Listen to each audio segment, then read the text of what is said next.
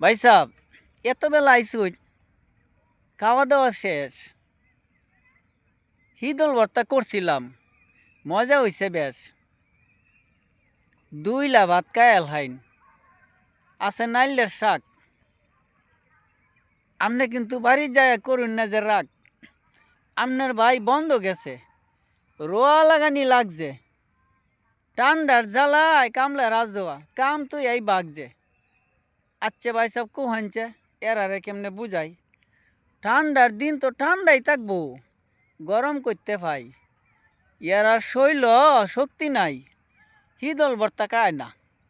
কাঁচা মরিচ আর রসুন দিয়া ভর্তার তুলনা হয় না। দেখুন ভাই সাব, একলা খালি বকবকানি করছি, একবারও কি আমার ননাসের খবর কিছু লইছি? ননাস আমার ভালো আছে, শান্তি আলে রাখেন। হিদল ভর্তা তার পছন্দ, মাঝে মধ্যে খাইয়েন। করিমগঞ্জ আর হুসেনপুরের হিদল মেলা ভালা।